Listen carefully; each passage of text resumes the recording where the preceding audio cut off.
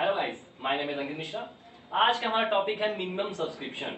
तो minimum subscription से पहले बात करने से पहले मैंने बताया था आपसे लास्ट वीडियो में कि शेयर्स क्या होते हैं, कंपनीज क्या होती हैं। ठीक, तो उसी के आगे आगे बात करते हुए कि कंपनी को क्या चाहिए था, कैपिटल। कैपिटल से क्या बनेगा, शेयर। सब इन दोनों को मिला देते हैं तो बनती शेयर कैपिटल, और शेयर कैपिटल तो जाहिर सी बात है हमारी यहाँ बात ये हो रही है कि कंपनी को जो कैपिटल चाहिए किसके थ्रू, शेयर्स के थ्रू, तो कितनी कैपिटल चाहिए। तो सेबी के गाइडलाइंस के अकॉर्डिंग कंपनी को मिनिमम कितना कैपिटल पब्लिक से चाहिए होता है।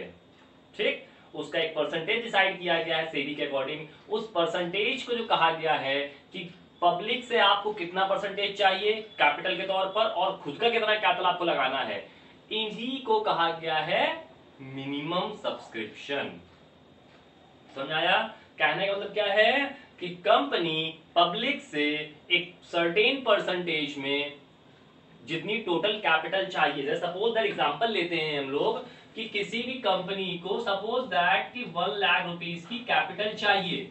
अब 1 लाख रुपीस की कैपिटल चाहिए तो उसमें सेबी ने एक रूल बनाया कि 90% आपको पब्लिक से लेना पड़ेगा और 10% आपको अपने आप से लगाना पड़ेगा। ठीक है, तो कम से कम कितनी कैपिटल आपको पब्लिक से चाहिए, उसी के बेसिस पर हम यहाँ बात करेंगे, और उसी को कहा गया है यहाँ पर मिनिमम सब्सक्रिप्शन। क्लियर हुआ? अब आखिर बात क्वेश्चन राइज ये हो रहा है कि मिनिमम सब्सक्रिप्शन क्यों, क्या है आखिर। तो मिनिमम सब्सक्रिप्शन बात तो हो गई ना कि पब्लिक से जो रुपए चाहिए हमें एक सर्टेन या मिनिमम सर्टेन कंडीशंस पर, दैट मींस कहते हैं 90%। दैट मींस कैपिटल का 90% हमें जो 90% जो हमारा एक शेयर है वो किससे चाहिए, पब्लिक से। उसी को कहा गया है मिनिमम सब्सक्रिप्शन। अब क्यों चाहिए, तो क्यों चाहिए इसका मतलब क्या है कि हमको जो कैपिटल चाहिए होती है अपने बिजनेस को इस्टेब्लिश करने के लिए, अपने बिजनेस को एक्सपैंड करने के लिए, अपने बिजनेस में कोई भी प्रॉपर्टी एसेट्स खरीदने के लिए, हमें किसी का पेमेंट करने के लिए, कमीशन का पेमेंट करने के लिए, रीपेमेंट जो उन्हें बोरोइंग्स की होती हैं, वर्किंग कैपिटल होते हैं, एक्सपेंसेस होते हैं, एक्सपेंडिचर्स होते हैं, बहुत से ऐसे रिक्वायरमेंट्स होती हैं कंपनी में जिसमें हमें कैश की जरूरत होती है। तो उन सभी रिक्वायरमेंट्स को फुलफिल करने के लिए हमें मिनिमम या कैपिटल कह सकते हो उसकी जरूरत होती है जो पब्लिक से लेनी होती है। ठीक, उसे कहते हैं मिनिमम सब्सक्रिप्शन। चलो मिनिमम सब्सक्रिप्शन हो गया, क्या होता है। अब यह बात हो रही है कि उसके बेसिस पर गवर्नमेंट ने या सेबी, गवर्नमेंट सेबी ने, stock exchange board of India ने क्या रूल्स और रेगुलेशंस बनाए हैं, क्या गाइडलाइंस दी गई हैं। तो गाइडलाइंस क्या दी गई है, तो उसमें लिखा हुआ है capital can not be less than, that mean जो कैपिटल है वो 90% बताया मैंने आपको, जैसे कि 90% से कम नहीं होनी चाहिए जो पब्लिक से आप लोगे। उसके बाद बात है यहाँ पर कह रहा है कि 90% amount is not received with in 60 days. अगर आप 90% का जो आपने पब्लिक से रुपए लेना है वो आपको 60 डेज के अंदर ले लेना होगा। अगर नहीं ले पाते हो तो आपको उसका पेमेंट वापस करना होगा। चलो अच्छी बात है भैया, पेमेंट नहीं करना होगा, ताकि पेमेंट करना होगा किसको, पब्लिक को। चलो अब यहाँ नेक्स्ट पॉइंट क्या है कि अगर आप वो मनी 60 डेज में पेड नहीं कर पाते हो, जो नहीं कर पाते किसी कंडीशन पे, तो आपको 10 डेज और एक्सटेंड कर दिए जाते हैं, सेवी कर देती है। लेकिन अगर आप 10 डेज में पेमेंट नहीं कर पाते हो, 10 डेज मतलब लेस देन 10 डेज में आपको पेमेंट करना ही करना है। अगर आप लेस देन 10 डेज पेमेंट नहीं करते हो तो आपको साथ में 15% इंटरेस्ट पर एनम के अकॉर्डिंग शेयर होल्डर या इन्वेस्टर को पेमेंट करना होता है। क्लियर हो गई इतनी चीजें? तो मिनिमम सब्सक्रिप्शन क्या था कि कंपनी को पब्लिक से अपनी कैपिटल का 90% अमाउंट पब्लिक से लेना होता है, जो एक मिनिमम होता है अमाउंट, उसे कहते हैं मिनिमम सब्सक्रिप्शन। क्यों लेना होता है, जैसे मैंने आपको बताया है, यहाँ पर देखो लिखा हुआ है कि जो मिनिमम अमाउंट चाहिए डायरेक्टर्स के ओपिनियन के अकॉर्डिंग, क्योंकि फंड रेस करना होता है। क्यों करना होता है, ताकि जो नीड्स होती हैं बिजनेस ऑपरेशंस की ऑफ अ कंपनी की, उसको फुलफिल करने के लिए। अब नीड्स कौन कौन सी होती हैं, जैसे मैंने कहा कि प्राइस ऑफ एनी प्रॉपर्टी में परचेज करनी है, एक्सपेंसेस कुछ होते हैं, कमीशन पे करना होता है, क्यों, इश्यू ऑफ शेयर्स करने के बेसिस पर, हमने पेमेंट करना होता है, कुछ बोरोइंग्स ले रखी होती है कंपनी ने, और दो मैटर होते हैं जैसे वर्किंग कैपिटल के बेसिस पर और अदर एक्सपेंडिचर के बेसिस पर। तो ये होता है मिनिमम सब्सक्रिप्शन के जो रिक्वायरमेंट्स होती हैं, क्यों ऐसा फर्क किया जाता है, क्या नीड्स क्या होती हैं। और सेबी गाइडलाइंस के अकॉर्डिंग मैंने आपको बताया कि 90% का सब्सक्रिप्शन आपको किससे लेना होता है, पब्लिक से। अगर आप 90% सब्सक्रिप्शन आप 60 डेज में नहीं ले पाते हो तो आपको रीपेमेंट करना पड़ेगा। चलो ये बात हो गई, लेकिन 60 डेज के बाद अगर आप कुछ भी कंडीशन पे नहीं कर पाते हो तो आपको 10 डेज एक्सटेंड कर दी जाते हैं। अगर उसमें आप नहीं कर पाते हो 10 डेज में, तो आपको 15% इंटरेस्ट साथ में पेमेंट करना होता है शेयर होल्डर्स को और इन्वेस्टर्स को। अब नहीं, ये तो बात कर ली कि शेयर होल्डर्स और इन्वेस्टर्स की बात, लेकिन जो कैपिटल सब्सक्राइब कर रहे हैं वो पब्लिक से और शेयर होल्डर से कर रहे हैं ना, इन्वेस्टर से। तो कौन कौन के टाइप्स, इसमें भी टाइप्स होते हैं कि कौन से इन्वेस्टर्स हैं, किस तरीके के, कैसे आप उसको कर रहे हो, सब्सक्राइब किन किन लोगों से कर रहे हो। तो सब्सक्राइब जो आप करते हो वो 2 तरीके के लोगों से किया जाता है, उसके बारे में बात हम लोग आगे करेंगे। जैसा कि मैंने आपसे बताया कि मिनिमम सब्सक्रिप्शन क्या था, सब बात हो गई। अब यहाँ बात करें मिनिमम सब्सक्रिप्शन, मैंने बताया आपसे कि मिनिमम सब्सक्रिप्शन 2 तरीके के लोगों से लिया जाता है। तो वो कौन से 2 लोग होते हैं वो देख लेते हैं। तो पहला होता है प्राइवेट प्लेसमेंट और दूसरा होता है पब्लिक सब्सक्रिप्शन।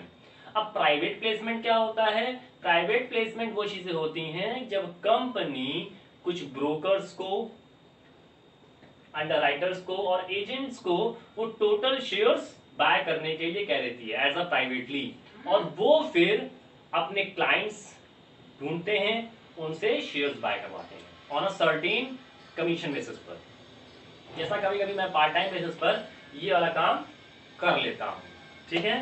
तो वैसे ही अब उसके बात कर लेते हैं कि जो पब्लिक सब्सक्रिप्शन क्या होता है। तो पब्लिक सब्सक्रिप्शन वो चीजें होती हैं कि जो कंपनी होती है वो जनरल पब्लिक को इनवाइट करती है, ऑफर करती है थ्रू अ प्रोस्पेक्टस, और उनको जो शेयर्स है वो उनकी फेस वैल्यू पर इशू किए जाते हैं। फेस वैल्यू मतलब क्या होता है? जो शेयर्स की एक्चुअल वैल्यू होती है, ठीक है। तो ये 2 तरीके के लोग होते हैं जिसको कंपनी शेयर्स इशू करती है। इशू का मतलब क्या है कि इन दोनों लोगों से जो कंपनी है रुपए लेती है। क्लियर हुआ इतनी चीज? तो ये 2 तरीके के लोग थे। अब आगे बात करने जा रहे हैं। तो ये तो चलो प्राइवेटली बात हो गई कि आपने डायरेक्ट जो प्राइवेट लोग थे उनसे रुपए ले लिया, लेकिन पब्लिक इशू कैसे किया जाएगा? तो पब्लिक से आप कैसे रुपए लेते हो उसकी भी कंडीशंस 2 होती हैं कि आप कैसे कैसे रुपए ले सकते हो। तो यहां पर 2 तरीके से रुपए लिए जाते हैं पब्लिक से भी, वो कैसे देखते हैं। तो जैसा हमने बताया कि अभी हमें आपसे कि हम लोग जो रुपए लेते हैं, जो कंपनी है जो रुपए लेती है दोनों तरीके से, प्राइवेट प्लेसमेंट बेसिस पर और पब्लिक सब्सक्रिप्शन बेसिस पर। तो इनसे कैसे रुपए लिए जाते हैं, कैसे कंपनी कलेक्ट करती है कैपिटल को डिफरेंट मेथड्स के थ्रू, वो बारे में बात हम लोग आगे करते हैं। तो आगे क्या बात करने जा रहे हैं कि जो कंपनी है वो कैपिटल जो रिसीव कर रही है इन दोनों से, प्राइवेट प्लेसमेंट से और पब्लिक सब्सक्रिप्शन से, तो 2 तरीके से किए जाते हैं। कैसे? एक होता है लमसम मेथड। कौन सा मेथड? लमसम। लमसम का मतलब क्या होता है कि एक बार में पूरा का पूरा रुपया इकट्ठा एक साथ ले लो, उसे कहते हैं लमसम। दैट मींस पूरा फुली पेमेंट कर दिया जाए। दूसरा होता है इंस्टॉलमेंट पेमेंट सिस्टम, ठीक है। दैट मीन इंस्टॉलमेंट के थ्रू जो पेमेंट किया जाता है। अब इंस्टॉलमेंट का मतलब क्या? जैसे हम एक एग्जांपल लेते हैं कि एक कंपनी है, कंपनी ने क्या किया, उसको टोटल कैपिटल चाहिए थी 20 लाख की। जैसे मैंने लास्ट क्वेश्चन बताया था 20 लाख की कैपिटल चाहिए थी, जिसमें उसने क्या किया था कि 100 रुपीज वाले 20,000 शेयर्स जो थे वो इशू किए थे, ठीक। तो 20,000 ये हमारे हो गए शेयर्स। अब यहां बात हो रही है कि अगर इसमें कैपिटल की बात कर ले तो हमने बताया था आपसे कि शेयर्स आपके हैं कितने? 20,000। पर शेयर की वैल्यू जो आपकी है वो है 100 रुपए, जिसको कहते हैं फेस वैल्यू। अगर हमें कैपिटल टोटल निकालनी है तो क्या करेंगे? शेयर मल्टीप्लाइड बाय पर शेयर वैल्यू। तो दैट मीन्स 20,000 मल्टीप्लाइड बाय 100, तो कितना निकल के आ गया? 20 लाख। तो अगर हम इस रुपए को एक साथ ले लेते हैं तो बच जाएगा लमसम। क्लियर हो इतनी चीज? लेकिन अगर हम इसी 20 लाख को तोड़ तोड़ के लेते हैं, तोड़ तोड़ मतलब क्या कि जो 100 रुपए वाली चीज है, इस 100 रुपए को हम लोग तोड़ के लेंगे। 20 रुपए एप्लीकेशन में ले लेंगे, 30 रुपए इसमें ले लेंगे, फिर कह रहा है कि 30 रुपए इसमें, कितने हो गए? 20, 30 50, 50 30 80, 10 90 और 10 100। तो ऐसे किस्तें जो होते हैं वो क्वेश्चन बेसिस पे आपकी आ जाती हैं, ठीक है ना। और ये इस पे जो बेसिस पर जो रूल्स और रेगुलेशंस बने हुए हैं कि कैसे इशू करते हैं, इशू करने पे कुछ रूल्स और रेगुलेशंस होते हैं, तो वो सारी चीजें आपको यहाँ पर समझ में आ जाएंगी। तो आगे बात कर लेते हैं उसी पर, तो कैसे क्या चीजें होती हैं। तो ये चीज समझ आ गई कि इंस्टॉलमेंट बेसिस पर ऐसे काम होता है और लमसम बेसिस पर ऐसे काम होता है। क्लियर होगा ये चीजें। तो ये था मेथड, ये थे तरीके जिससे जो कंपनी होती है वो पब्लिक से कैपिटल रिसीव्ड करती है या मनी रिसीव्ड करती है। ठीक है ना।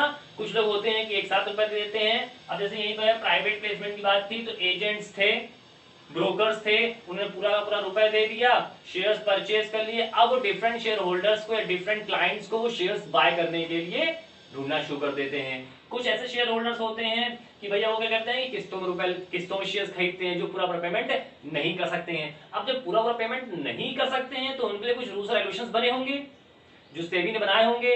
जैसे कि इसमें होता है कि हर किस्त के बीच में 1 महीने का गैप रहता है। ऐसे बहुत से रूल्स और रेगुलेशंस हैं जो सेबी ने बनाए हुए हैं। अब इस सभी चीजों की जर्नल एंट्रीज से रिलेटेड और रूल्स और रेगुलेशन से रिलेटेड हम लोग नेक्स्ट वीडियो में बात करेंगे। ठीक है। तो कैसे इसकी जर्नल एंट्रीज बनती हैं, कैसे क्या काम होता है इन सभी चीजों से रिलेटेड, मतलब कंपनी कैसे कैपिटल रिसीव करती है, हम वो जर्नल एंट्रीज के थ्रू जानेंगे। तो नेक्स्ट वीडियो आज तक